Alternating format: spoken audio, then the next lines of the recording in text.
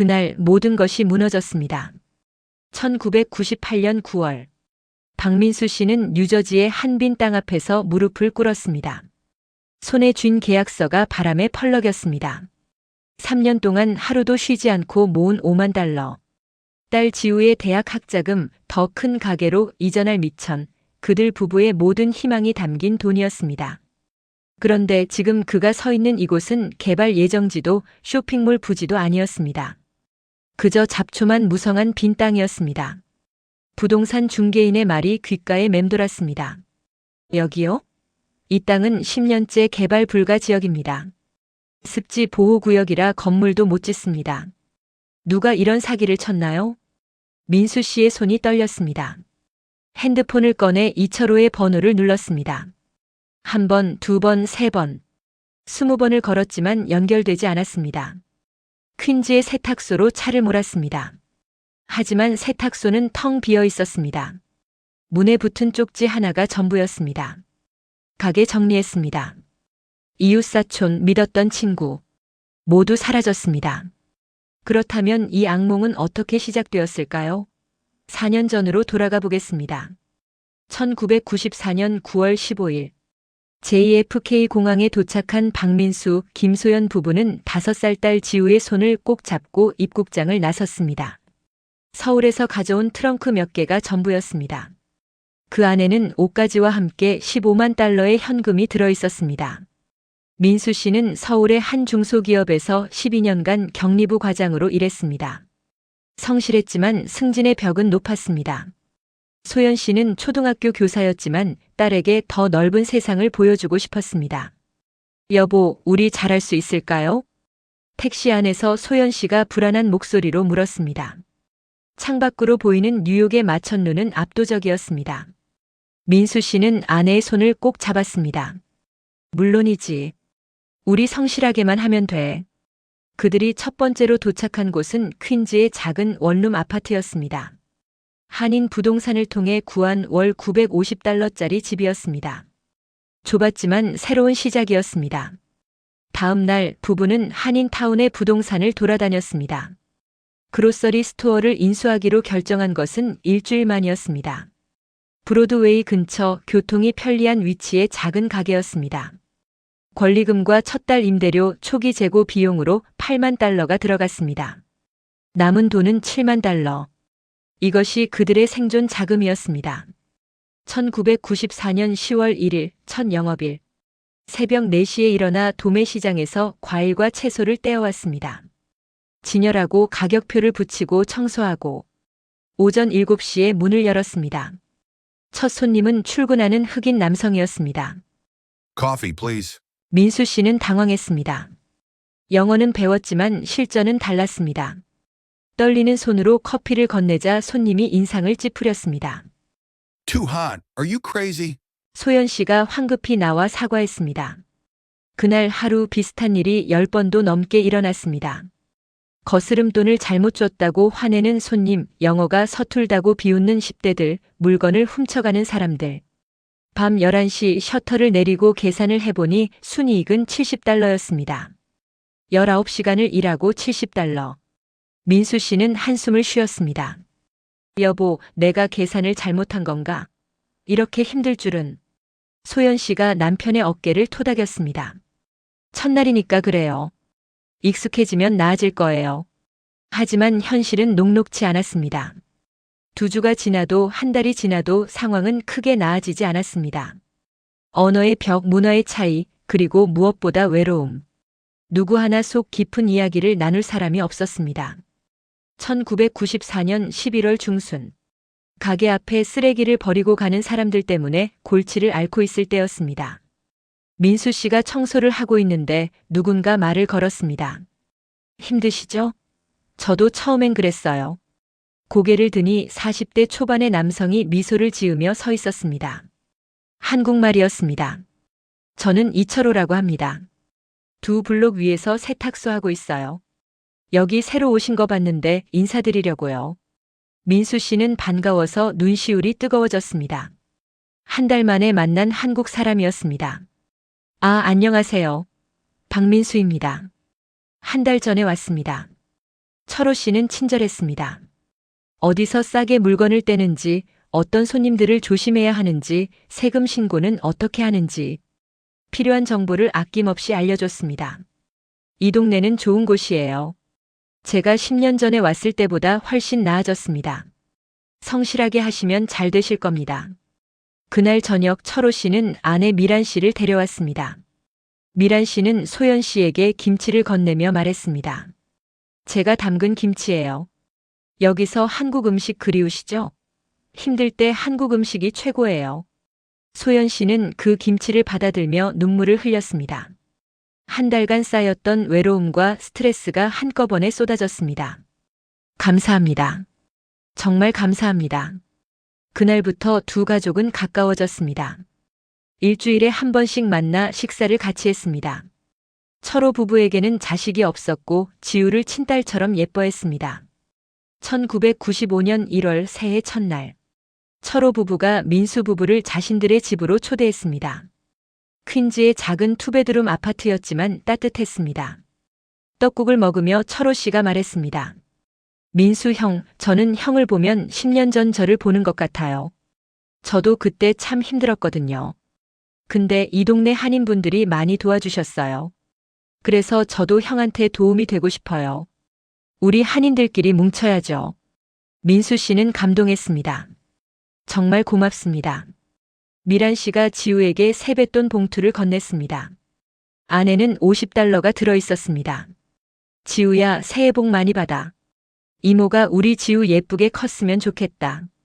소연 씨가 사양하려 했지만 미란 씨는 웃으며 말했습니다. 괜찮아요. 우리 조카잖아요. 1995년 한 해가 지나갔습니다. 가게는 조금씩 자리를 잡아갔습니다. 단골 손님이 생기고 영어도 늘고 동네 사정도 파악했습니다. 하루 평균 순이익이 $150까지 올라갔습니다. 1996년 봄, 철호 부부와 민수 부부는 일주일에 2번은 만났습니다. 주말이면 함께 교회를 갔고 저녁엔 한국 드라마를 보며 삼겹살을 구웠습니다. 지우는 이제 7살이 되었고 철호 부부를 진짜 삼촌, 숙모처럼 따랐습니다. 철호 삼촌, 오늘 학교에서 A 받았어요. 우와, 우리 지우 진짜 똑똑하다. 이모가 아이스크림 사줄게. 민수 씨는 생각했습니다. 이민 생활이 힘들지만 이렇게 좋은 사람들을 만나서 행운이야. 1996년 9월, 민수 씨는 은행 통장을 확인했습니다. 2년간 악착같이 모은 돈이 $30,000였습니다. 소연 씨와 의논했습니다. 여보, 이 속도로 가면 5년 안에 $100,000 모을 수 있을 것 같아. 그럼 더 큰 가게로 이전할 수 있을 거야. 소연 씨가 고개를 끄덕였습니다. 그렇게 되면 좋겠어요. 지우도 크고 있고 더 안정적인 미래를 만들어야죠. 1997년 여름, 민수 씨의 통장 잔고는 $50,000를 넘어섰습니다. 3년간의 피땀 어린 결과였습니다. 하루도 쉬지 않고 새벽 4시부터 밤 11시까지 일한 대가였습니다. 어느 토요일 저녁, 철호 부부의 집에서 저녁을 먹고 있었습니다.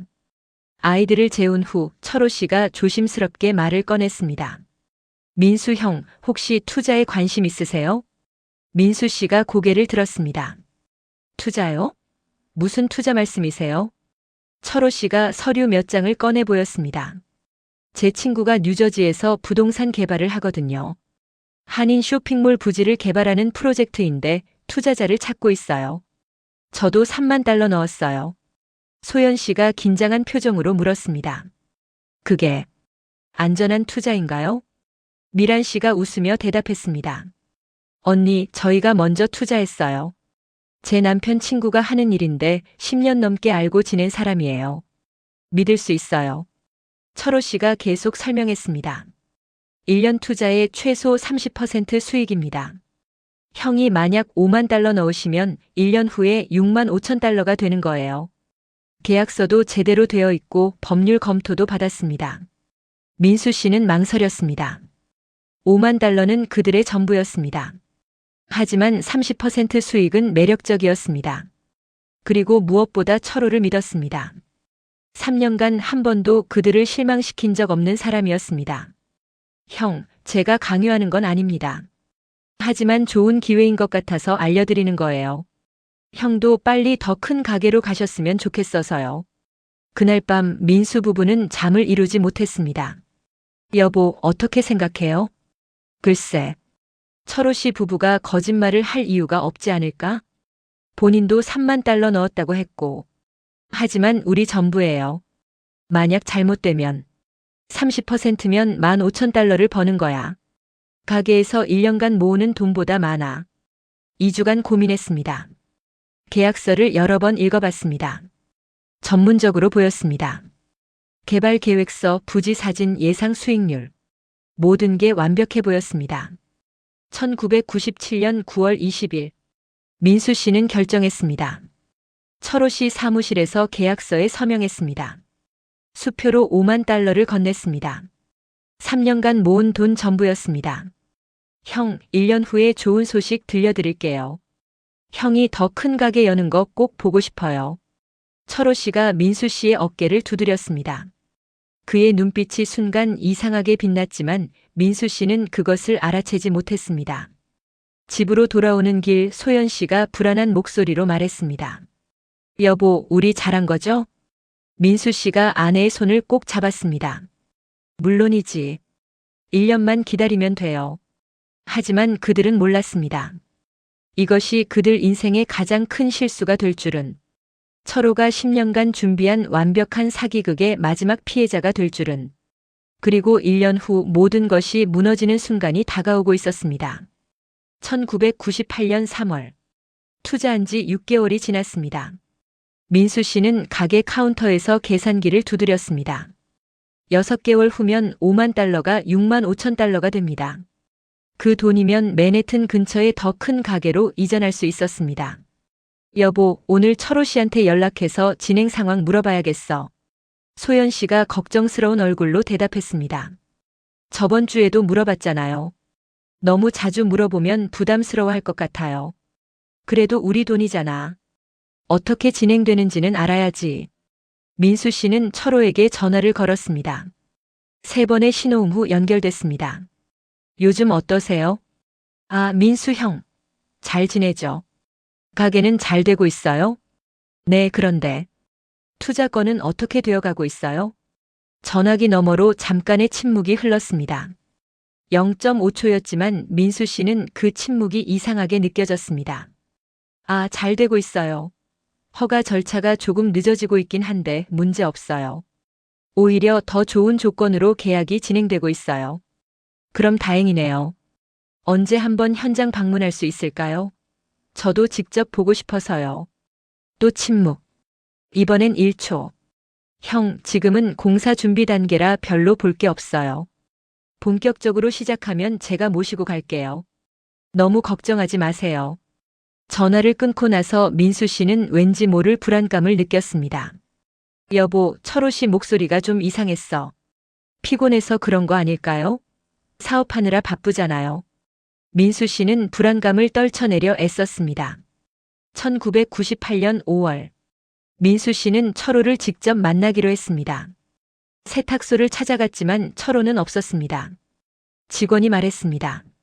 사장님은 요즘 뉴저지 일 때문에 바쁘셔서 잘 안 계세요. 언제 오시나요? 글쎄요, 부정기적으로 오셔서. 민수 씨는 철호의 집으로 전화했습니다. 미란이 받았습니다. 철호 씨 좀 바꿔주세요. 오빠가 지금 출장 중이에요. 뉴저지에서 2주 정도 있을 거예요. 그럼 연락처 좀 주실 수 있어요? 아, 오빠가 현장에서는 연락이 잘 안 된대요. 제가 전해드릴까요? 아니에요, 괜찮습니다. 민수 씨의 불안감은 점점 커졌습니다. 1998년 7월. 투자한 지 10개월째. 민수 씨는 철호와 만나기로 약속을 잡았습니다. 토요일 저녁 7시 한인타운의 한 식당에서 만나기로 했습니다. 민수 부부는 30분 일찍 도착해 기다렸습니다. 7시가 됐습니다. 7시 10분, 20분. 철호는 나타나지 않았습니다. 전화를 걸었지만 받지 않았습니다. 8시가 넘어서 미란에게서 문자가 왔습니다. 죄송해요. 오빠가 갑자기 급한 일이 생겨서 못 가게 됐어요. 다음에 다시 약속 잡아요. 소연 씨가 떨리는 목소리로 말했습니다. 여보, 이상해요. 뭔가 잘못된 것 같아요. 민수 씨도 이제는 확신했습니다. 무언가 문제가 있었습니다. 1998년 9월 15일. 투자한 지 정확히 1년이 됐습니다. 계약서에 명시된 수익 지급일이었습니다. 민수 씨는 새벽부터 전화기를 붙들고 있었습니다. 철호에게 20통의 전화를 걸었지만 모두 음성사서함으로 연결됐습니다. 가게 문을 열고 평소처럼 영업을 시작했지만 집중할 수 없었습니다. 거스름돈을 잘못 주고 물건을 떨어뜨리고 손님에게 무례하게 대했습니다. 오후 2시 민수 씨는 더 이상 참을 수 없었습니다. 소연에게 가게를 맡기고 세탁소로 달려갔습니다. 세탁소 문은 잠겨 있었습니다. 창문으로 안을 들여다보니 텅 비어 있었습니다. 놀란 민수 씨는 옆 가게 주인에게 물었습니다. 철호 씨 어디 갔는지 아세요? 아, 3일 전에 이사 갔던데요. 밤에 짐 싸서 나가더라고요. 민수 씨의 머릿속이 하얘졌습니다. 손이 떨렸습니다. 심장이 터질 것 같았습니다. 주소. 새 주소 아세요? 아니요, 인사도 없이 그냥 가더라고요. 좀 이상하더라고요. 민수 씨는 건물주를 찾아갔습니다. 건물주는 짜증 섞인 목소리로 말했습니다. 그 사람들 밀린 임대료 2개월치 안 내고 잠적했어요. 나도 찾고 있어요. 세상이 무너지는 소리가 들렸습니다. 민수 씨는 차로 돌아와 핸들을 붙잡고 울었습니다. 중년 남자가 한낮에 차 안에서 소리내어 울었습니다. 집으로 돌아가 계약서를 꺼냈습니다. 주소가 적혀 있었습니다. 뉴저지 포트리 지역. 민수 씨는 곧장 차를 몰았습니다. 1시간 반을 달렸습니다. 해가 지기 시작했습니다. GPS를 따라 도착한 곳은 잡초만 무성한 빈 땅이었습니다. 개발 현장도 공사장도 아니었습니다. 그저 버려진 땅이었습니다. 민수 씨는 차에서 내려 그 땅을 걸었습니다. 발이 잡초에 걸렸습니다. 넘어졌습니다. 일어나지 않았습니다. 땅바닥에 엎드려 주먹으로 땅을 쳤습니다. 아악! 절규가 텅 빈 들판에 울려 퍼졌습니다. 1998년 9월 16일. 민수 씨는 뉴저지 경찰서를 찾아갔습니다. 계약서와 수표 사본을 제출하며 신고했습니다. 경찰은 진지하게 들었지만 희망적이지 않았습니다. 이런 사기 사건은 범인을 찾기가 쉽지 않습니다. 특히 다른 주로 도망간 경우엔 최선을 다하겠지만 기대는 하지 마세요. 뉴욕 경찰서에도 신고했습니다. FBI 사기범죄 부서에도 제보했습니다. 하지만 모두 비슷한 반응이었습니다. 민수 씨는 한인 커뮤니티에 소식을 퍼뜨렸습니다. 그리고 충격적인 사실을 알게 됐습니다. 철호의 피해자가 자신들만이 아니었습니다. 1998년 9월 20일 한인회관에서 피해자 모임이 열렸습니다. 4가족이 모였습니다. 모두 같은 수법으로 당했습니다. 첫 번째 피해자는 김 씨 부부였습니다. 네일샵을 운영하는 50대 부부였습니다. 저희는 6만 달러 잃었습니다. 은퇴 자금이었어요. 철호를 15년 알고 지냈는데 믿을 수 없어요. 두 번째는 이 씨 30대 독신 남성이었습니다. 3만 달러요. 제 집 계약금이었습니다. 철호가 교회 형이었어요. 같은 교회를 10년 다녔는데. 세 번째는 최 씨 부부 40대 식당 주인이었습니다. 4만 달러입니다. 애들 대학 학자금이었어요. 철원의 세탁소에서 10년간 세탁을 맡겼어요. 가족처럼 지냈는데 모두 합치면 18만 달러. 철호와 미라는 10년에 걸쳐 계획적으로 한인 커뮤니티에 침투해 신뢰를 쌓고 한꺼번에 사기를 쳤습니다. 더 충격적인 사실도 밝혀졌습니다. 한인회 조사 결과 철호의 본명은 이철호가 아니었습니다. 한국에서 사기 전과로 수배 중이었고 가명으로 미국에 입국한 것이었습니다. 미란도 공범이었습니다. 민수 씨는 그날 밤 집으로 돌아와 소연에게 모든 것을 말했습니다. 소연 씨는 바닥에 주저앉아 울었습니다. 5만 달러. 우리가 4년간 하루도 쉬지 않고 모은 돈이에요. 여보, 우리 이제 어떡해요? 9살 지우가 방문을 열고 나왔습니다. 엄마, 왜 울어요? 소연 씨는 딸을 끌어안고 더 세게 울었습니다. 민수 씨는 아무 말도 할 수 없었습니다. 민수 씨는 잠을 잘 수 없었습니다. 매일 밤 악몽에 시달렸습니다. 철호의 웃는 얼굴이 꿈에 나타났습니다. 형, 저 믿으시죠? 그 말이 귓가에 맴돌았습니다. 가게 매출도 떨어졌습니다. 민수 씨가 집중하지 못해 실수가 잦았습니다. 단골 손님들이 하나둘 떠났습니다. 더 큰 문제는 곧 다가왔습니다.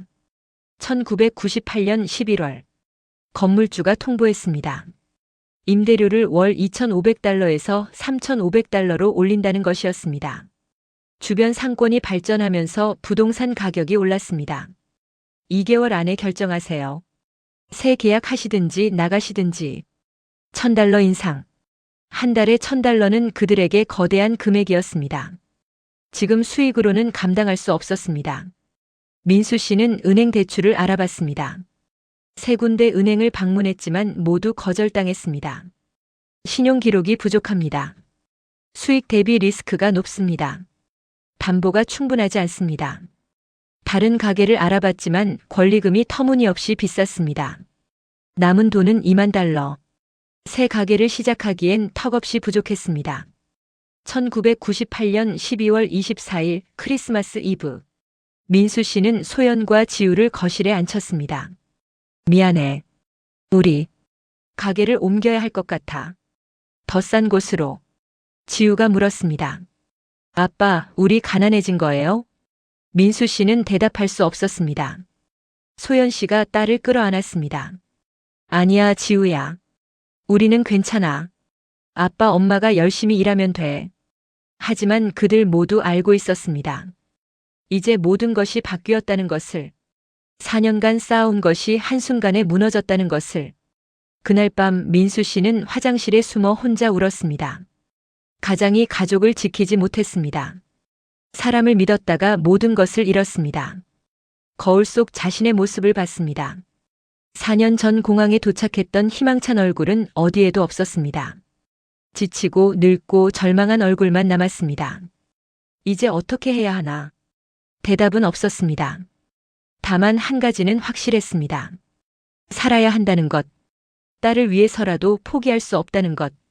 1999년 1월 1일 새해 첫날.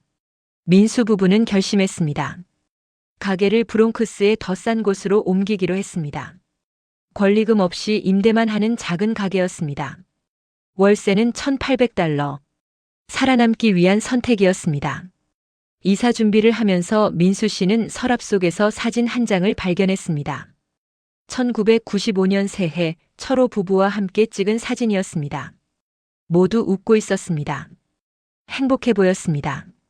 민수 씨는 그 사진을 찢었습니다. 한 번, 두 번, 세 번. 산산조각이 날 때까지 찢었습니다. 이제 시작이야. 바닥에서 다시 시작하는 거야. 하지만 그들은 아직 몰랐습니다. 진짜 지옥은 이제부터라는 것을. $50,000를 잃은 것보다 더 큰 고통이 기다리고 있다는 것을. 생존을 위한 싸움이 시작되고 있었습니다. 1999년 2월. 브롱크스의 새 가게는 퀸즈보다 훨씬 열악했습니다. 동네는 거칠었고 손님들은 더 까다로웠습니다. 그러나 선택의 여지가 없었습니다. 월세 $1,800, 이것이 그들이 감당할 수 있는 전부였습니다. 민수 씨는 새벽 2시에 일어났습니다. 신문 배달을 시작한 지 한 달째였습니다. 150개 집에 신문을 돌리면 하루 $50를 벌 수 있었습니다. 한 달이면 $1,500.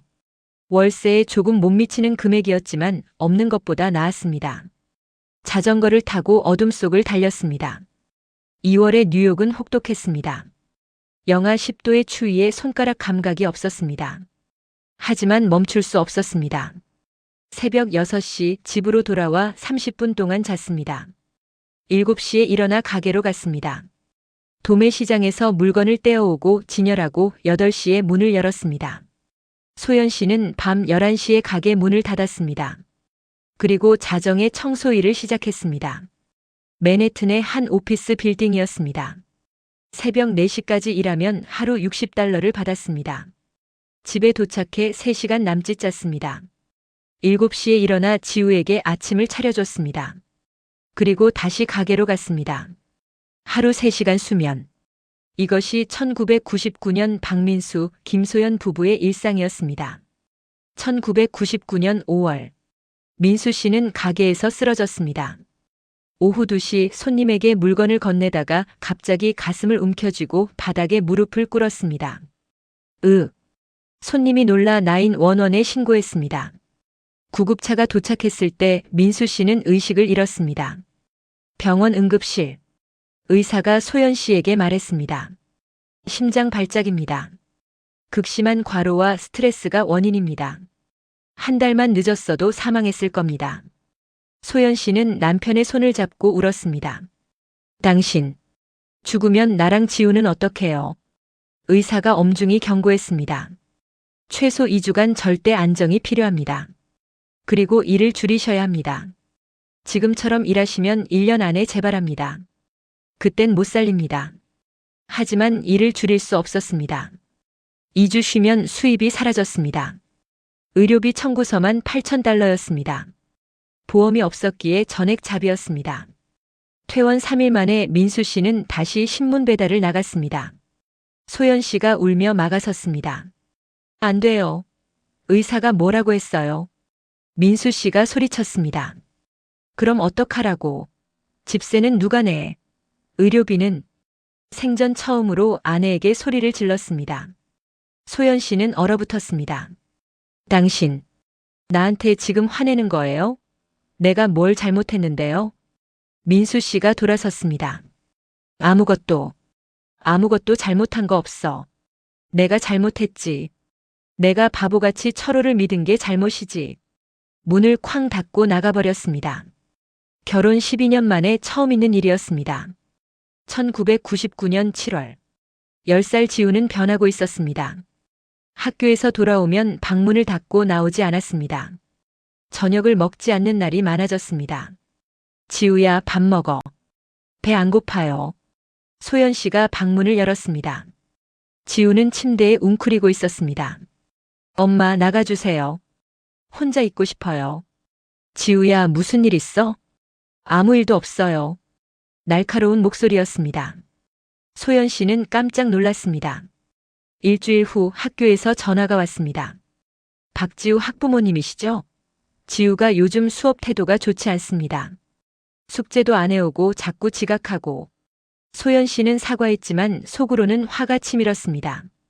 우리가 이렇게 힘들게 일하는데 애는 공부도 안 하고. 그날 밤 소연 씨가 지우를 불렀습니다. 지우야, 학교에서 전화 왔어. 무슨 일이야? 지우는 대답하지 않았습니다.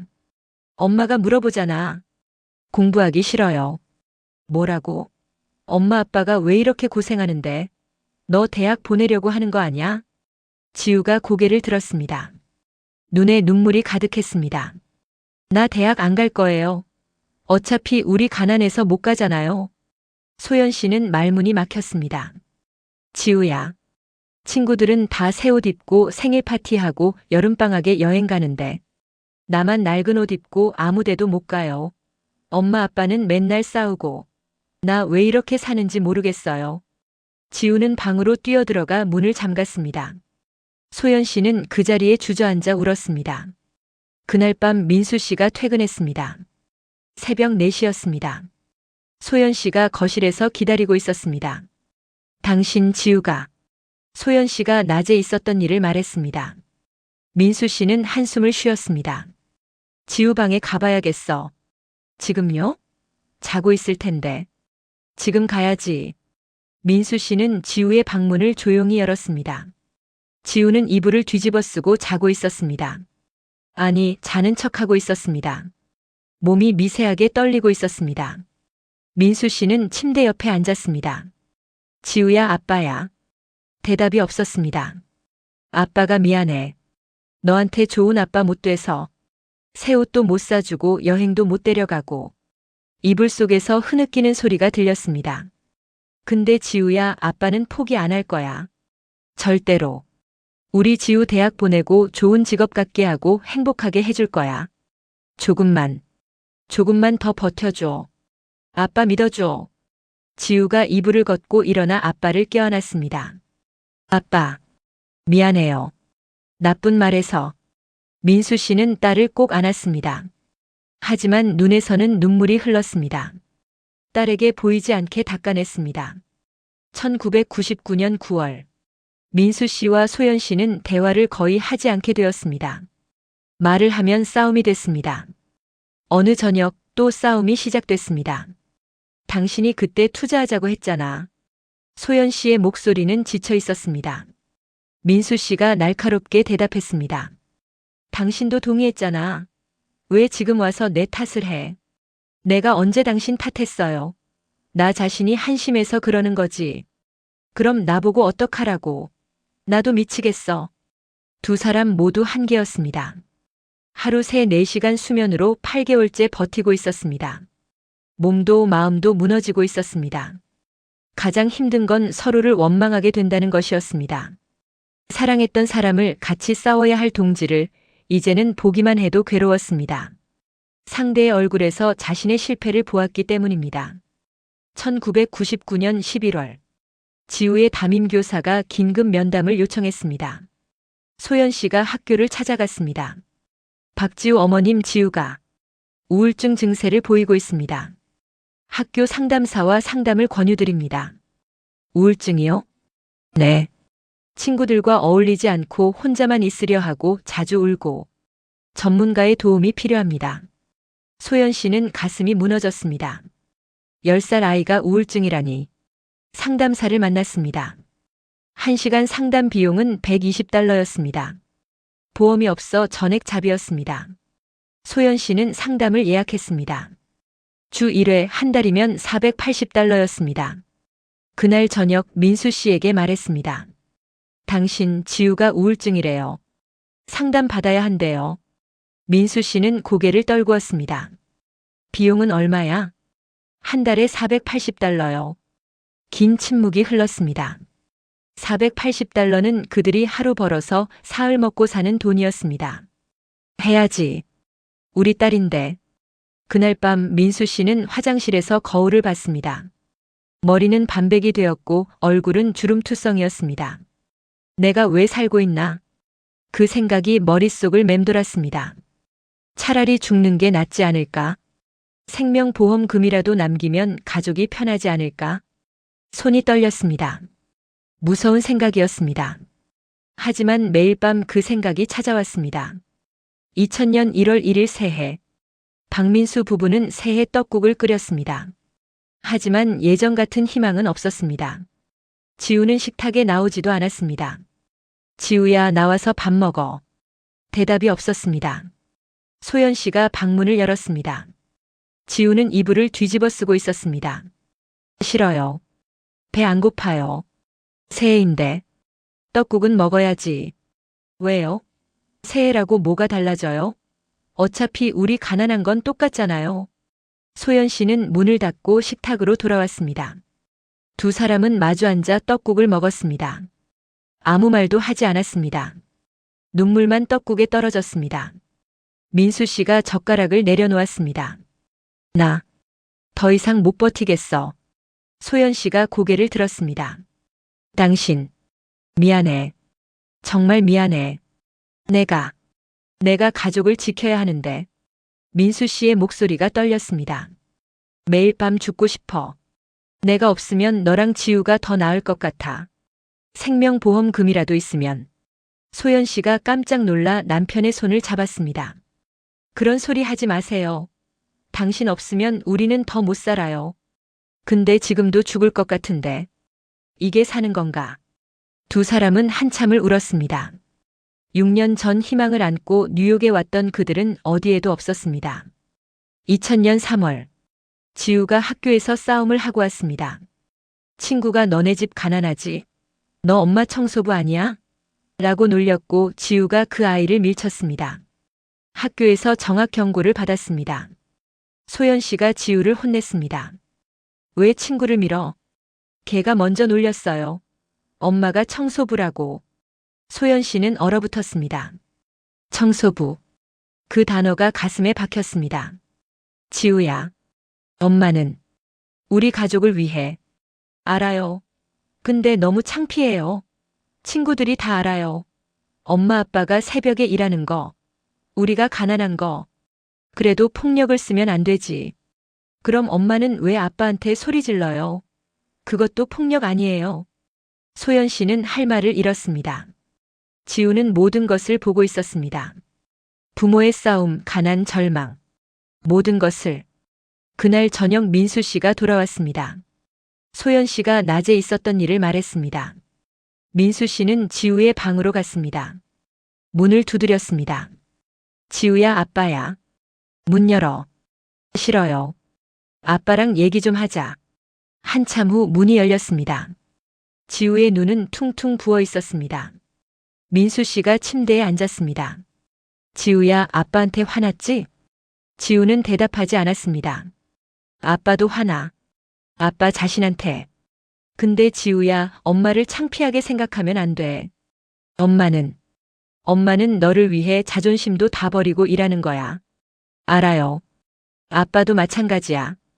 우리가 지금 힘들지만 이건 영원하지 않아. 반드시 나아질 거야. 그러니까 조금만 더.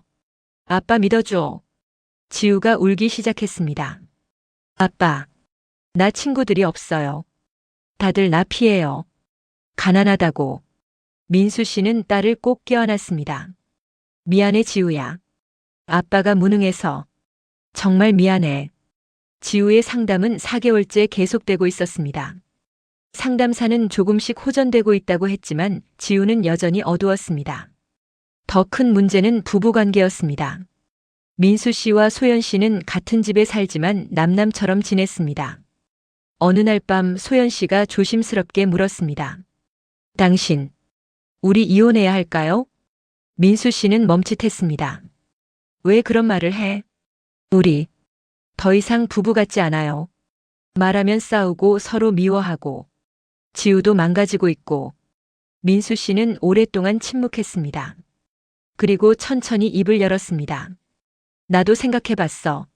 너랑 지우가 나 없이 사는 게 더 나을 것 같아서. 소연 씨의 눈에 눈물이 고였습니다. 근데 이혼하면 뭐가 나아져요? 지우는 더 힘들어질 거고 우리도 각자 더 힘들 거예요. 맞아. 우리가 왜 이렇게 됐을까요? 민수 씨가 아내를 봤습니다. 처음으로 제대로 본 것 같았습니다. 소연도 자신만큼 지쳐 있었습니다. 미안해. 당신한테 화낸 거. 당신 잘못이 아닌데. 소연 씨도 남편의 손을 잡았습니다. 나도 미안해요. 당신이 얼마나 힘든지 알면서. 나도 너무 지쳐서. 두 사람은 오랜만에 서로를 위로했습니다. 울었습니다. 그리고 조금씩 다시 연결되기 시작했습니다. 2000년 9월. 사기를 당한 지 3년이 지났습니다. 민수 부부는 아직도 하루 3시간만 자며 일했습니다. 하지만 조금씩 변화가 있었습니다. 가게 매출이 조금 늘었습니다. 성실함이 소문나며 단골이 생겼습니다. 신문 배달도 경로를 효율화해서 30분을 아낄 수 있었습니다. 그리고 무엇보다 부부가 다시 대화하기 시작했습니다. 오늘 가게 매출 괜찮았어. 정말요? 얼마나 됐어요? 250달러. 요즘 평균보다 $50 많아. 다행이다. 작은 대화였지만 의미가 있었습니다. 서로를 향한 원망 대신 함께 버텨나가는 동지가 되어가고 있었습니다. 하지만 아직 터널의 끝은 보이지 않았습니다. 지우의 우울증은 여전했고 빚은 쌓여가고 있었습니다. 그들은 알지 못했습니다. 가장 힘든 순간이 곧 지나갈 것이라는 것을. 그리고 그 터널 끝에 작은 빛이 기다리고 있다는 것을. 2000년 11월. 지우의 11살 생일이었습니다. 민수 씨와 소연 씨는 작은 케이크를 준비했습니다. $10짜리 슈퍼마켓 케이크였지만 그들이 할 수 있는 최선이었습니다. 지우야, 생일 축하해. 지우는 케이크를 보더니 방으로 들어가 버렸습니다. 문을 잠그는 소리가 들렸습니다. 소연 씨가 문을 두드렸습니다. 지우야, 케이크라도 먹자. 필요 없어요. 나가세요. 민수 씨가 다가왔습니다. 지우야, 아빠야. 문 좀 열어줘. 싫어요. 혼자 있고 싶어요. 부부는 거실로 돌아왔습니다.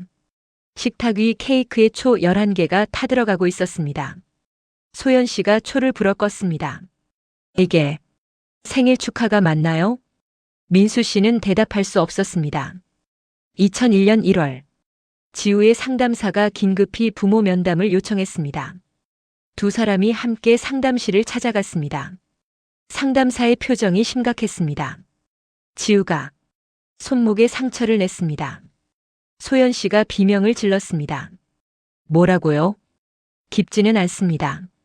하지만 자해 행동이 시작됐다는 것은 매우 위험한 신호입니다. 입원 치료를 고려해야 할 수도 있습니다.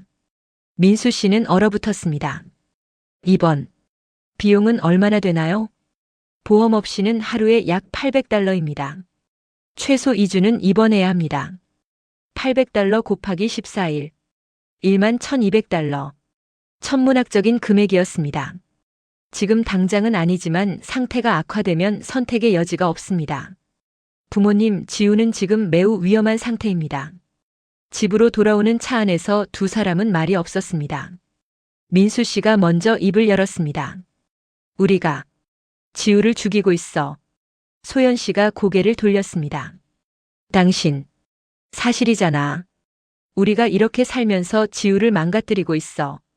11살 애가 손목을 긋다니. 그럼 어떡해요? 우리가 뭘 어떻게 하라고요? 모르겠어. 나도 모르겠어. 민수 씨가 차를 길가에 세웠습니다. 핸들에 머리를 박고 울기 시작했습니다. 그날 밤 민수 씨는 지우의 방에 들어갔습니다. 지우는 침대에 누워 천장만 바라보고 있었습니다. 지우야. 지우는 아빠를 보지도 않았습니다. 민수 씨는 딸 옆에 누웠습니다. 아무 말도 하지 않고 그냥 옆에 있었습니다. 10분, 20분, 30분. 지우가 작은 목소리로 물었습니다. 아빠, 우리 언제까지 이렇게 살아요? 모르겠어. 아빠는 행복해요? 민수 씨는 대답할 수 없었습니다. 거짓말을 하고 싶지 않았습니다. 아니, 아빠도 힘들어. 매일 죽고 싶을 만큼 힘들어. 지우가 처음으로 아빠를 봤습니다. 그럼, 나도 죽으면 안 돼요? 민수 씨는 깜짝 놀라 딸을 끌어안았습니다. 안 돼. 절대 안 돼. 지우야, 아빠는 힘들어도 살아. 너 때문에. 내가 있어서 아빠는 버티는 거야. 근데 나는 짐이잖아요. 내가 없으면 아빠 엄마가 더 편할 거잖아요. 절대 아니야. 지우야, 너는 짐이 아니야. 너는 우리 희망이야. 내가 없으면 우리는 의미가 없어. 민수 씨는 딸을 꼭 안고 울었습니다. 지우도 아빠 품에서 울었습니다. 2001년 3월. 민수 씨와 소연 씨의 관계는 최악이었습니다. 대화는 거의 없었고 같은 침대에서 자지만 서로 등을 돌리고 잤습니다. 어느 날 밤 큰 싸움이 터졌습니다. 소연 씨가 먼저 말했습니다. 당신, 우리 한국 돌아가면 안 될까요? 민수 씨는 놀랐습니다. 뭐? 이렇게 사느니 차라리 한국 가요. 거기선 최소한 가족들이라도 있잖아요. 한국 가서 뭐 해? 7년 공백에 나이 40 넘은 사람을 누가 써줘? 그래도 여기보단 나을 것 같아요. 지우도 이렇게 힘들어하고. 민수 씨가 소리쳤습니다. 지금 도망가자는 거야? 7년 버틴 게 뭐가 돼? 7년 버텨서 뭐가 남았어요? 빚이랑 병이랑 망가진 애밖에 없잖아요. 그래. 다 내 잘못이지. 내가 바보같이 사기당한 게 잘못이지. 나 그런 얘기 하는 거 아니에요. 그럼 뭐야? 나보고 어떡하라고. 민수 씨가 벽을 주먹으로 쳤습니다. 구멍이 났습니다. 소연 씨는 겁에 질려 뒤로 물러났습니다. 당신, 미쳤어요? 민수 씨는 자신이 한 행동에 놀랐습니다. 손에서 피가 났습니다. 미안해. 미안해. 민수 씨는 집을 나가버렸습니다. 새벽 2시였습니다. 차를 몰고 헛웃은 강변에 갔습니다. 차에서 내려 강을 바라봤습니다. 물은 검고 깊어 보였습니다. 뛰어들면 끝나겠지. 모든 게 발을 강 쪽으로 내딛었습니다. 한 걸음, 두 걸음. 그때 핸드폰이 울렸습니다. 소연이었습니다. 받지 않았습니다. 다시 울렸습니다. 3번, 4번. 손이 떨렸습니다. 결국 받았습니다. 여보세요. 소연 씨의 울먹이는 목소리가 들렸습니다. 당신, 어디 있어요? 제발 집에 와요. 미안해요. 내가 잘못했어요. 나 괜찮아. 거짓말하지 마요. 당신 목소리 들으면 알아요. 제발, 제발 이상한 생각하지 마요. 민수 씨는 강을 보며 울었습니다. 소연아, 나 정말 못 버티겠어. 나도 그래요. 근데 우리 같이 버텨요. 제발. 혼자 가면 안 돼요. 민수 씨는 차로 돌아왔습니다. 집으로 갔습니다. 문을 열자 소연 씨가 뛰어나와 남편을 껴안았습니다. 미안해요. 미안해요. 당신 혼자 힘들게 해서. 민수 씨도 아내를 꼭 안았습니다. 나도 미안해. 벽 때린 거. 당신 무섭게 해서.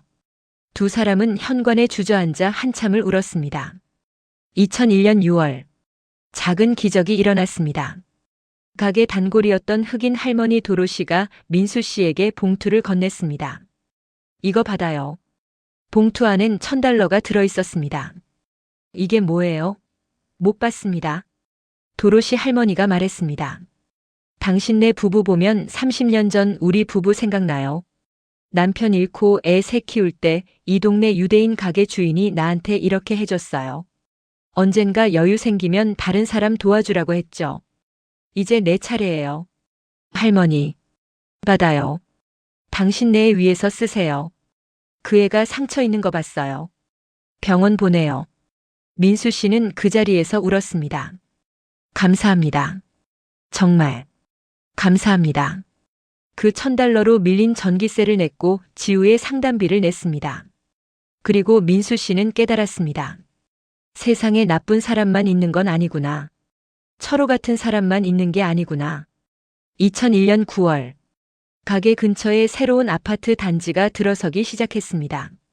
젊은 전문직 커플들이 이사 오기 시작했습니다. 어느 날 한 젊은 백인 여성이 가게에 들어왔습니다. 혹시 한국 식재료 있나요? 김치찌개 만들고 싶은데. 민수 씨는 눈이 번쩍 떴습니다. 아, 지금은 없는데요. 필요하시면 제가 준비해 드릴게요. 정말요? 고맙습니다. 민수 씨는 한인마트에 가서 한국 식재료를 떼어왔습니다. 고추장, 된장, 김치, 라면, 떡. 작은 코너를 만들었습니다. 반응이 폭발적이었습니다. 젊은 손님들이 몰려들기 시작했습니다. 여기 한국 음식 재료 있는 곳이에요. 주인분이 요리법도 알려주세요. 가격도 합리적이에요. 입소문이 났습니다. 매출이 늘기 시작했습니다. 하루 평균 $200에서 $300로 그리고 $350까지 올랐습니다. 2001년 12월. 크리스마스 이브였습니다. 작년과 달리 식탁에는 음식이 조금 더 있었습니다. 지우도 나와서 함께 저녁을 먹었습니다. 지우야, 올해는 어땠어? 지우가 조용히 대답했습니다. 그냥 그랬어요.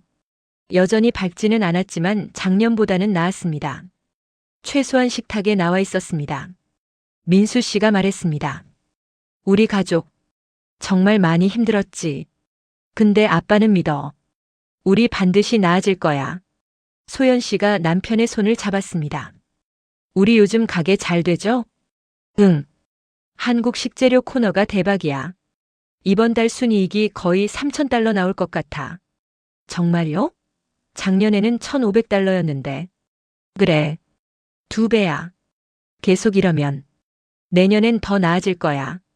처음으로 희망이 보이기 시작했습니다. 2002년 3월. 민수 씨는 옆 가게가 비었다는 소식을 들었습니다. 건물주를 찾아가 제안했습니다. 그 공간까지 제가 임대하고 싶습니다. 월세는 $1200예요. 지금 내는 $1800에 $1200를 더하면 $3000. 부담이었지만 가능했습니다. 하겠습니다. 가게를 확장했습니다. 한국 식재료 코너를 크게 늘렸습니다. 신선한 채소와 과일 코너도 만들었습니다. 소연 씨가 걱정했습니다. 당신 혹시 또 실패하면 어떡해요? 민수 씨가 웃으며 대답했습니다. 이번엔 달라. 나 혼자 결정한 게 아니야. 손님들이 원하는 거야. 그리고 우리가 직접 하는 거잖아. 소연 씨도 웃었습니다. 오랜만에 보는 남편의 웃음이었습니다. 2002년 6월. 지우가 12살이 되었습니다. 상담은 계속되고 있었지만 조금씩 나아지고 있었습니다. 생일날 민수 씨가 작은 선물을 줬습니다. 지우야, 이거. 새 운동화였습니다. 나이키는 아니었지만 새 것이었습니다. 지우의 눈에 눈물이 고였습니다. 아빠, 이거.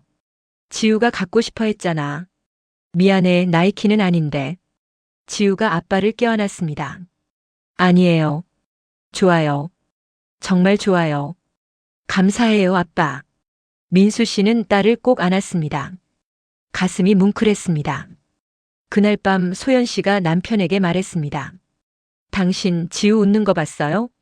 응. 오랜만이야. 우리 조금씩 나아지고 있는 것 같아요. 민수 씨가 아내의 손을 잡았습니다. 그래. 아직 멀었지만 포기하지 않아서 다행이야. 당신도 그 밤에 이상한 짓 안 해서 다행이에요. 미안해. 그때 정말. 괜찮아요. 나도 그랬어요. 근데 우리 같이 버텼잖아요. 두 사람은 처음으로 평화롭게 안아주었습니다. 2002년 9월. 사기를 당한 지 5년이 지났습니다. 그 5년은 지옥 같았습니다. 하지만 살아남았습니다. 가게는 이제 안정적이었습니다. 한 달 순이익이 평균 4,000달러까지 올라왔습니다. 여전히 부족했지만 예전보다는 훨씬 나았습니다. 민수 씨는 더 이상 신문 배달을 하지 않았습니다. 소연 씨도 청소 일을 그만뒀습니다. 가게만으로도 생활이 가능했습니다. 하루 수면 시간도 5시간으로 늘었습니다. 여전히 부족했지만 3시간보다는 인간적이었습니다. 지우의 우울증도 조금씩 호전되고 있었습니다. 친구도 한 명 생겼습니다. 학교 성적도 올라가기 시작했습니다. 어느 저녁 가족 3명이 식탁에 앉았습니다. 지우가 조심스럽게 말했습니다. 아빠, 엄마, 나 변호사 되고 싶어요. 민수 씨와 소연 씨는 깜짝 놀랐습니다. 변호사? 네. 나 같은 사람들, 억울한 사람들 돕고 싶어요. 우리처럼 사기당한 사람들. 민수 씨의 눈에 눈물이 고였습니다. 지우야, 아빠가 반드시 대학 보내줄게. 약속해. 정말요? 그래. 아빠가 죽어도 너 변호사 만들어줄게. 소연 씨도 딸의 손을 잡았습니다. 지우야, 꿈이 생긴 거 엄마 너무 기뻐. 그날 밤 박민수 부부는 오랜만에 행복하게 잠들었습니다. 터널은 아직 길었습니다. 하지만 끝이 보이기 시작했습니다. 그리고 그들은 알게 됐습니다. 가장 어두운 밤이 지나면 반드시 새벽이 온다는 것을. 2003년 4월, 가게 매출은 꾸준히 증가했습니다. 하지만 민수 씨는 불안했습니다. 한국 식재료 코너가 성공하자 2블록 떨어진 곳에 대형 한인 마트가 들어선다는 소문이 들렸기 때문입니다. 여보, 큰 마트가 들어오면 우리 끝이야. 가격 경쟁이 안 돼. 소연 씨도 걱정스러웠습니다. 그럼 어떡해요? 민수 씨는 며칠 밤을 고민했습니다. 그리고 과감한 결정을 내렸습니다. 우리 방향을 바꿔야 해. 한국 식재료만으로는 안 돼. 한국 음식을 직접 만들어 파는 거야. 한국 음식이요? 응. 김밥, 떡볶이, 비빔밥. 점심 도시락으로 팔면 어떨까? 주변에 직장인들 많잖아. 소연 씨는 망설였습니다. 나 요리를 그렇게 많이 해본 적이 없는데. 당신 요리 맛있어. 내가 15년 먹었는데 내가 제일 잘 알아. 소연 씨는 남편의 눈을 봤습니다. 오랜만에 보는 확신에 찬 눈빛이었습니다. 한번 해볼게요. 2003년 5월 가게 한쪽에 작은 주방을 만들었습니다. 보건소 허가를 받고 조리기구를 샀습니다. 초기 투자 5,000달러. 위험한 도박이었습니다. 첫날 소연 씨는 새벽 4시에 일어나 김밥 50줄을 만들었습니다. 떡볶이도 준비했습니다. 도시락 용기에 담아 진열했습니다. 오전 11시 첫 손님이 왔습니다. 30대 백인 여성이었습니다. 이건 뭐예요? 김밥이라고 한국식 롤입니다. 5달러예요. 한 개 주세요. 점심시간 기적이 일어났습니다. 쉰줄이 2시간 만에 다 팔렸습니다. 떡볶이도 동났습니다. 내일도 만들어주세요. 이거 정말 맛있어요. 친구들한테 소개할게요. 입소문이 퍼졌습니다. 일주일 후에는 하루 100개를 만들어도 모자랐습니다. 2003년 8월, 민수 씨는 큰 결정을 내렸습니다. 가게를 아예 한식 도시락 전문점으로 전환하기로 했습니다. 과일과 채소 코너를 줄이고 주방을 확장했습니다. 여보, 이거 너무 모험 아니야? 모험이지. 근데 안 하면 대형마트한테 죽어. 차라리 우리만의 길로 가는 거야. 소연 씨는 이제 하루 200개의 도시락을 만들었습니다. 김밥, 비빔밥, 불고기 덮밥, 잡채. 메뉴도 늘렸습니다. 13살 지우도 방과 후에 가게를 도왔습니다. 계산대를 맡고 손님들에게 영어로 메뉴를 설명했습니다. This is bulgogi, Korean marinated beef. It's sweet and savory. 지우는 달라지고 있었습니다. 손님들과 대화하면서 자신감이 생겼습니다. 우울증도 조금씩 나아지고 있었습니다. 2004년 3월, 한 남성이 가게에 들어왔습니다. 40대 중반 정장 차림이었습니다. 주인분 계신가요? 제가 주인입니다. 저는 허드선 플라저 빌딩 관리팀장 제임즈입니다. 제안이 있어서 왔습니다. 제임즈는 명함을 건넸습니다. 허드선 플라저는 10블록 떨어진 대형 오피스 빌딩이었습니다. 우리 빌딩에 직원이 2,000명 있습니다. 그런데 주변에 점심 먹을 곳이 별로 없어요. 당신네 음식이 소문났더라고요. 우리 빌딩 한층 푸드코트에 입점하실 생각 없으세요? 민수 씨는 심장이 뛰었습니다. 입점. 비용은 어떻게 되나요? 월 임대료 4,000달러에 매출의 8% 수수료입니다. 공간은 지금 가게의 3배 정도 됩니다. 4,000달러. 지금 내는 3,000달러보다 1,000달러 더 비쌌습니다. 하지만 2,000명의 잠재 고객. 민수 씨는 집에 돌아와 소연과 상의했습니다. 이건 기회야. 놓치면 안 돼. 근데 당신, 우리 돈이 얼마나 있어요? 지금 2만 달러 있어. 인테리어하고 장비 사면 다 날아갈 거야. 그럼 또 빈털터리가 되는 거잖아요. 민수 씨는 아내의 두 손을 잡았습니다. 여보, 우리가 실패한 건 남한테 의지했기 때문이야. 이번은 달라. 우리가 직접 하는 거야. 우리 실력으로. 소연 씨는 남편의 눈을 봤습니다. 그 눈에서 1994년 뉴욕에 처음 도착했을 때의 열정을 봤습니다. 해봐요. 우리 다시 한번 해봐요. 2004년 6월 허드슨 플라자 푸드코트의 서울 키친이 오픈했습니다. 첫날 줄이 30m 밖까지 늘어섰습니다. 준비한 300개 도시락이 2시간 만에 동났습니다. 솔드 아웃. 죄송합니다. 직장인들이 실망하며 돌아갔습니다. 그날 저녁 민수 씨가 말했습니다. 내일은 500개 만들어야겠어. 소연 씨가 웃었습니다. 당신 나 죽이려고 그래요? 내가 도울게. 우리 같이 하자. 부부는 밤새 음식을 준비했습니다. 14살 지우도 돕겠다고 나섰습니다. 엄마, 나 김밥 쌀 수 있어요. 지우야, 숙제는? 다 했어요. 빨리 가르쳐줘요. 그날 밤 가족 3명이 주방에서 함께 일했습니다. 힘들었지만 행복했습니다. 오랜만에 느끼는 행복이었습니다.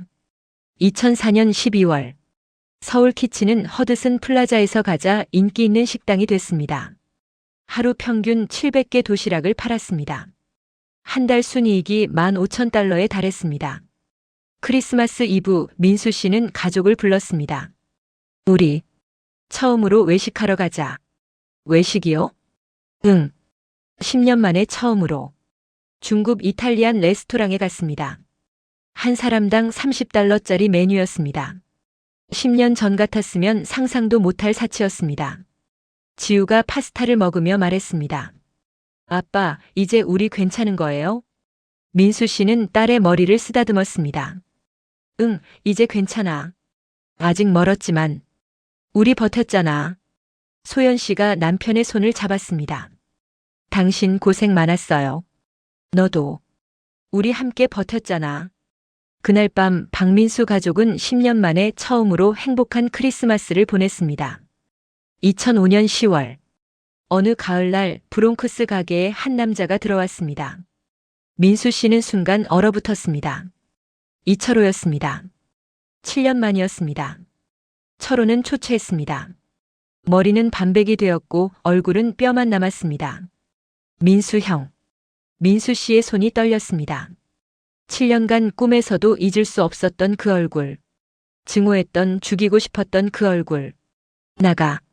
형, 한 번만 이야기할 기회를 주세요. 나가라고 했어. 경찰 부를 거야. 소연 씨가 주방에서 뛰쳐나왔습니다. 철호를 보자마자 비명을 질렀습니다. 당신이 왜 여기 있어요? 손님들이 쳐다봤습니다. 민수 씨는 철호를 가게 뒤 작은 사무실로 끌고 갔습니다. 5분만 줄게. 그 안에 설명 못하면 경찰 부른다. 철호는 바닥에 무릎을 꿇었습니다. 형, 저 죽습니다. 췌장암 말기예요. 6개월 시한부 선고받았어요. 민수 씨는 감정이 복잡했습니다. 그래서 동정 받으러 온 거야? 아니에요.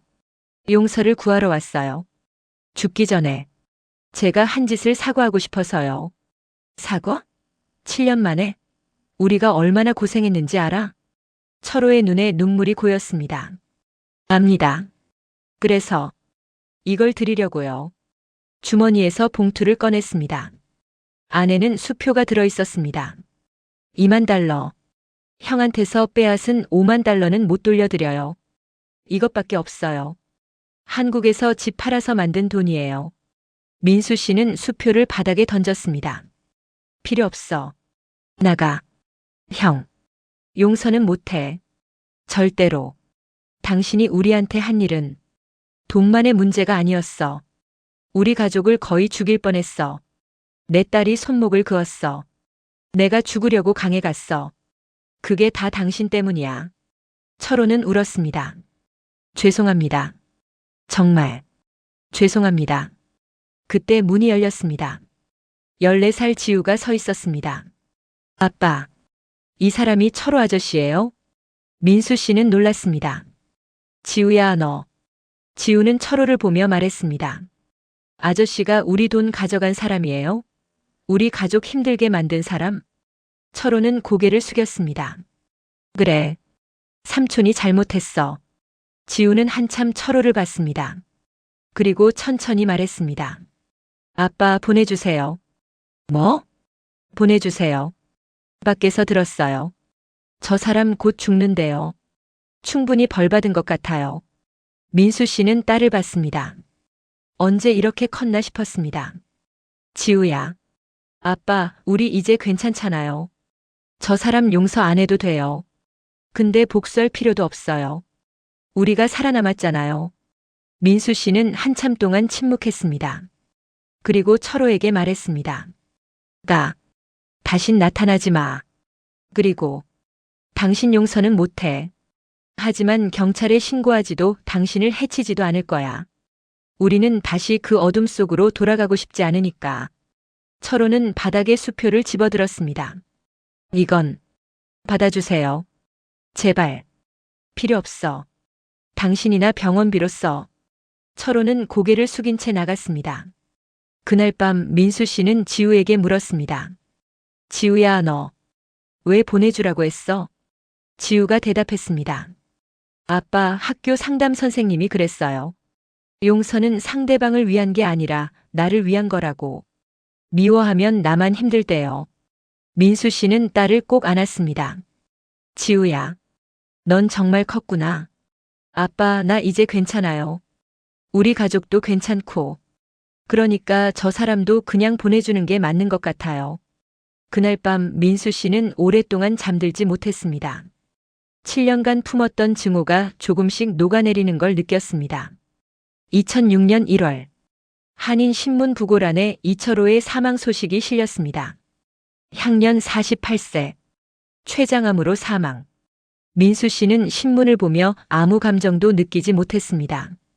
미움도 슬픔도 아닌 그냥 텅 빈 느낌이었습니다. 소연 씨가 물었습니다.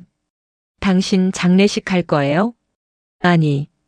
우리 인생은 이제 앞만 보고 갈 거야. 그날 박민수는 과거를 완전히 묻었습니다. 그리고 미래만을 향해 걷기로 했습니다. 2007년 9월 서울 키친은 이제 맨해튼에 두 번째 지점을 냈습니다. 타임스퀘어 근처 오피스 빌딩이었습니다.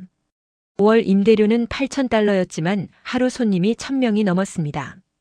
여전히 새벽에 일어나지만 죽을 것 같은 고통은 아니었습니다. 직원도 15명으로 늘었습니다. 여보, 우리 직원들 건강보험 들어주자. 소연 씨가 놀라 남편을 봤습니다.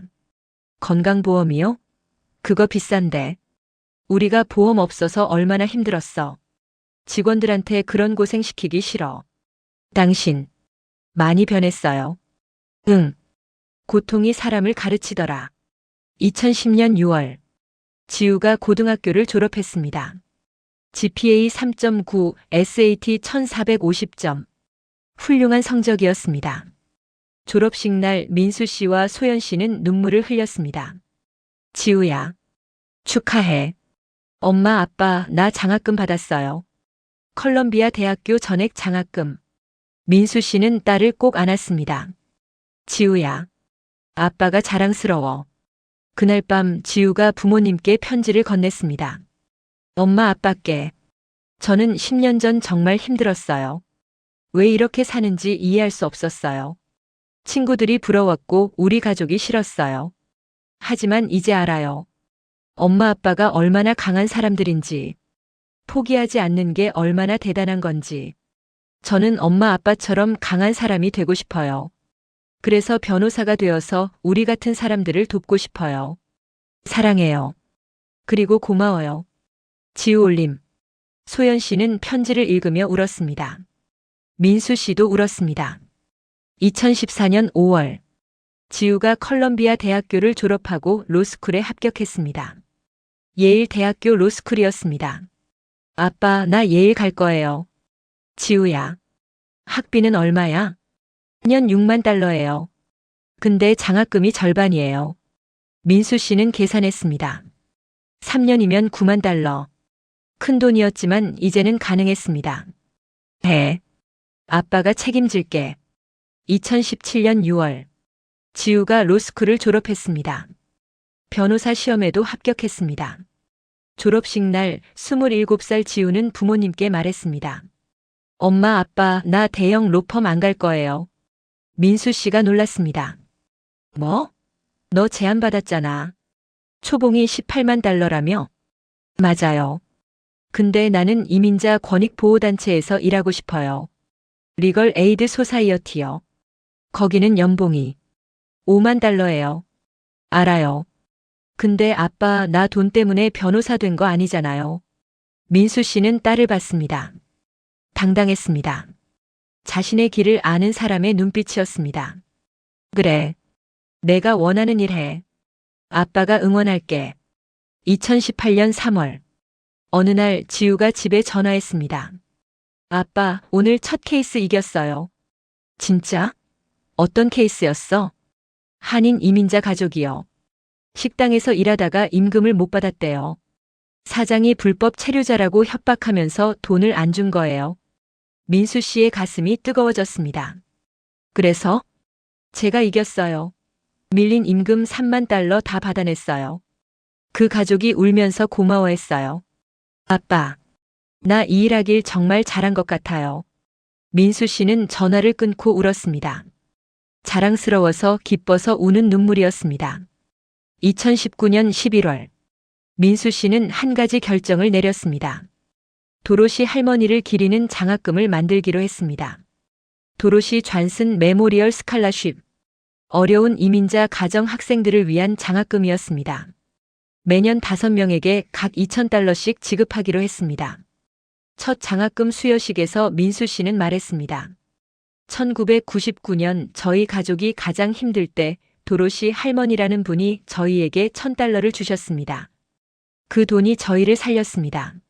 하지만 더 큰 선물은 희망이었습니다. 세상에 선한 사람이 있다는 희망. 오늘 이 장학금을 받는 여러분께 말씀드립니다. 지금은 힘들어도 포기하지 마세요. 그리고 언젠가 여유가 생기면 다른 사람을 도와주세요. 그게 도로시 할머니가 저희에게 가르쳐 주신 겁니다. 청중들이 박수를 쳤습니다. 2021년 4월. 코로나 팬데믹이 한창이었습니다. 많은 식당들이 문을 닫았습니다. 서울 키친도 타격을 받았습니다. 하지만 민수 씨는 다른 선택을 했습니다. 우리 무료 도시락 배달하자. 뭐라고요? 의료진들, 병원에서 일하는 사람들. 너무 힘들잖아. 우리가 도시락 만들어서 병원에 기부하는 거야. 당신, 우리도 힘든데. 여보, 우리는 그래도 괜찮아. 저축도 있고. 근데 저 사람들은 목숨 걸고 일하잖아. 매일 200개의 도시락을 만들어 근처 병원에 기부했습니다. 3개월간 계속했습니다. 뉴욕 타임스가 이 이야기를 다뤘습니다. 한인 이민자 부부 팬데믹 속 나눔 실천. 기사가 나간 후 손님들이 더 몰려왔습니다. 당신들의 마음씨에 감동받았어요. 이런 분들이 우리 이웃이라니 자랑스러워요. 민수 씨는 깨달았습니다. 선한 행동은 결국 돌아온다는 것을. 2023년 10월 은퇴를 생각하기 시작했습니다. 여보, 우리 내년에 가게 넘기고 쉬는 게 어때? 소연 씨가 웃었습니다. 당신이 쉴 수 있을 것 같아요? 시도는 해봐야지. 그때 지우가 소식을 전했습니다. 엄마, 아빠, 나 결혼해요. 상대는 공익 변호사였습니다. 지우처럼 이민자 권익을 위해 일하는 사람이었습니다.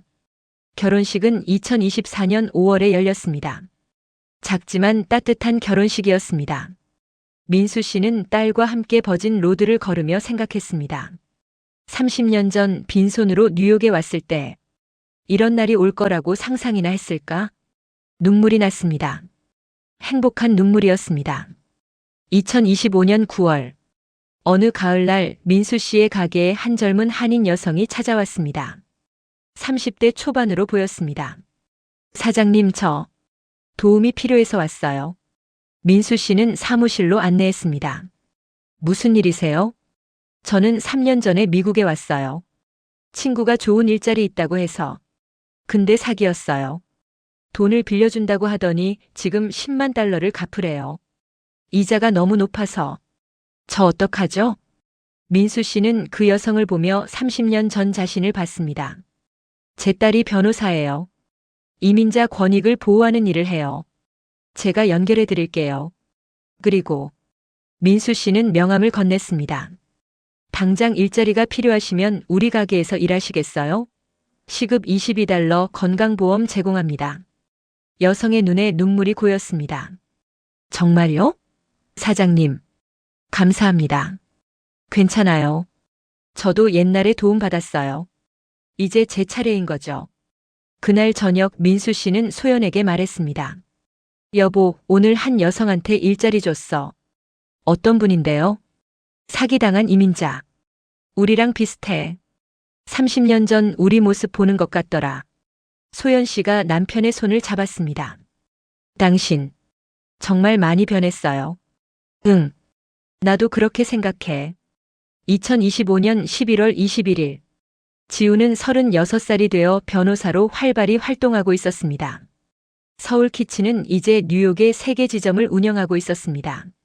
직원은 60명. 연 매출은 500만 달러에 달했습니다. 그날 저녁 가족 3명이 모였습니다.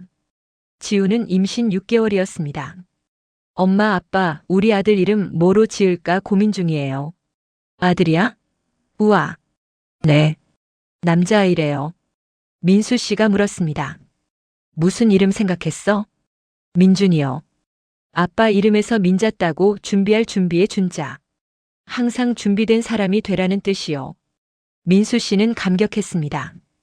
지우야. 아빠, 나 우리 아들한테 할아버지 이야기 많이 해줄 거예요. 할아버지가 얼마나 대단한 사람인지. 아무리 힘들어도 포기하지 않았다고. 그래서 지금 우리가 이렇게 행복하게 살 수 있다고. 민수 씨는 딸을 꼭 안았습니다. 아빠, 고마워. 포기하지 않아서. 살아줘서. 나도 고마워. 내가 있어서 아빠가 버틸 수 있었어. 그날 밤 민수 씨는 옥상에 올라가 뉴욕의 야경을 바라봤습니다. 소연 씨가 올라왔습니다. 여보, 여기 있었네요. 추운데 왜 나왔어요? 그냥 생각하고 있었어. 뭘요?